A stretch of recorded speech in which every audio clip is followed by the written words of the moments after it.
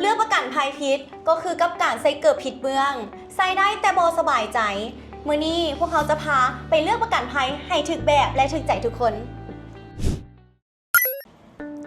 สวัสดีทุกคนมาพบกับรายการของพวกเขา Honda Guru ให้ความรู้คู่กับประกันภัยและ EP นี้บอกเลยว่าภัยที่ใส่รถต้องบ่พลาดเพราะว่าเขาจะเฮ็ดเรื่องยากให้เป็นเรื่องง่ายๆภายใน5นาทีและตอนนี้เองข้าพเจ้าดาดาและตัวแทนประกันภัยคู่ใจกับบริษัทประกันภัยจงจี้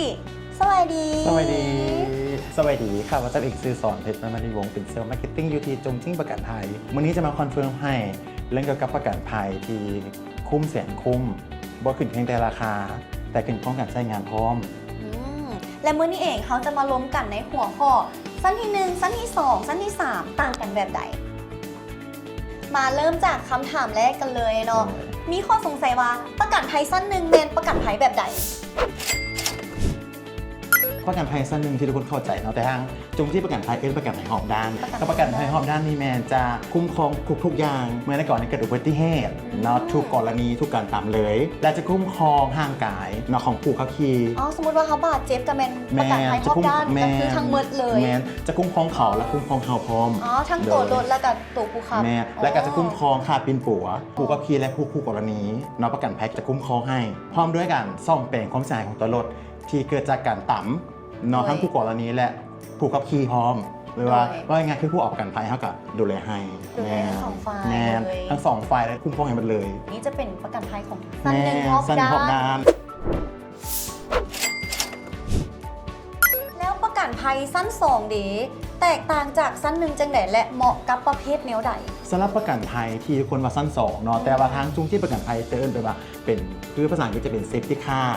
เนาะหรือว่าประกันภัยเฉพาะการต่ำเท่านั้นประกันนี้จะคุ้มครองในเมื่อเกิดอุบัติเหตุที่มีคู่กรณีแม้หรือว่าเฉพาะการตามท้องถนนที่มีคู่กรณีเท่านั้นประกันจะรับผิดชอบโดยขั้นสมมติว่าอุบัติเหตุที่ว่าสิ่งของตกใส่นั่นนี่แมนจะบ่ได้อยู่ใน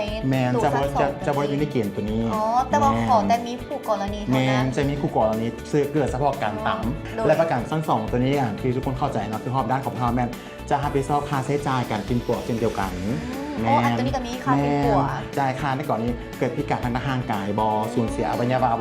ประกันการจะรับผิดชอบเช่นเดียวกันแต่ค่าคือการคุ้มครองกับสั้นหนึ่งเลยแต่แตกต่างวันที่ว่าต้องมีคู่กรณีเท่านั้นแต่มีคู่กรณีเท่านั้นโดย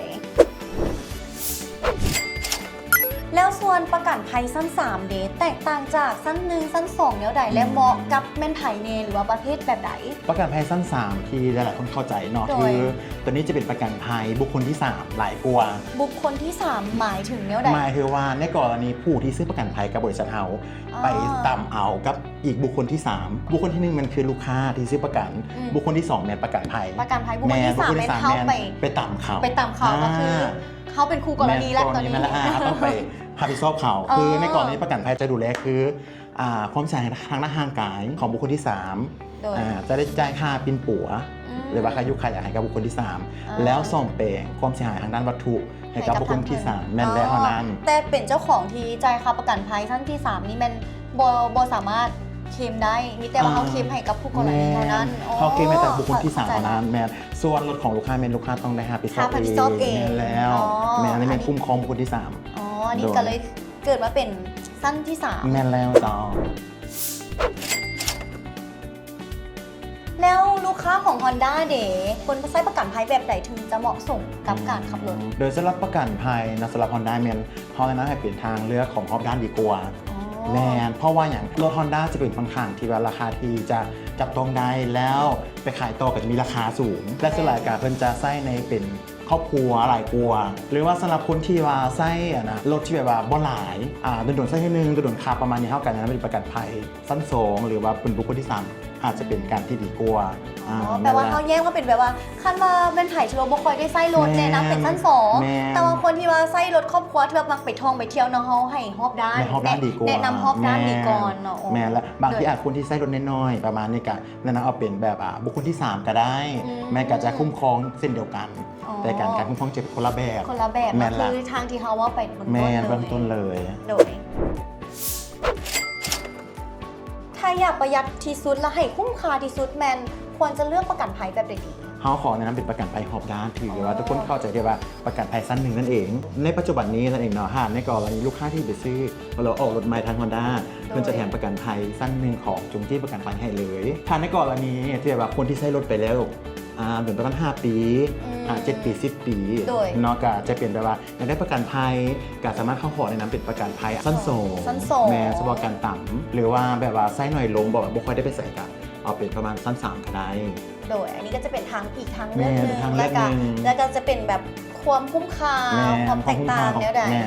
โดยสรุปแล้วว่าอันใดก็แตกต่างเฉพาะคนที่ว่าเลือกไซส์หลายกว่าเนาะว่าคนถนัดไซส์ประเภทใดประกันภัยแบบใดหลายกว่าจะมาสรุปกันง่ายๆให้ฟังอีกเทียนึงสำหรับประกันภัยสั้นที่1คุ้มครองรอบด้านคือทุกกรณีเลยและประกันภัยสั้นที่2จะคุ้มครองคล้ายคือกับสั้นที่1เลยแต่แตกต่างจากบอนที่ว่าจะมีคู่กรณีเท่านั้นส่วนสั้นที่3จะประหยัดสุดๆแต่ว่าจะคุ้มครองเฉพาะกับบุคคลที่3เท่านั้นเด้อและอย่าลืมว่าประกันภัยที่ดีบ่จำเป็นต้องแพงที่สุดขอแต่เหมาะกับการใช้งานของเขาที่สุดและวันนี้ต้องขอบใจมายังตัวแทนจากบริษัทจงจี้ที่มาให้ข้อมูลให้ข้อสงสัยให้กับเฮาและทางเฮาก็จะมีกิฟต์เซตเล็กๆน้อยๆของขวัญเล็กๆน้อยๆมอบให้นั่นเองจาก Honda เด้อไผ่ที่เบิ่งจบทอดนี้แล้วยังเลือกบ่ถูก EP หน้าเดี๋ยวเฮาจะมาเบิ่งกันว่าแบบใดเค็มได้และแบบใดเค็มบ่ได้แบบใดถึกใจกว่าและไว้กว่าเจอกันในข้างหน้าสำหรับมื้อนี้สบายดีบ๊ายบาย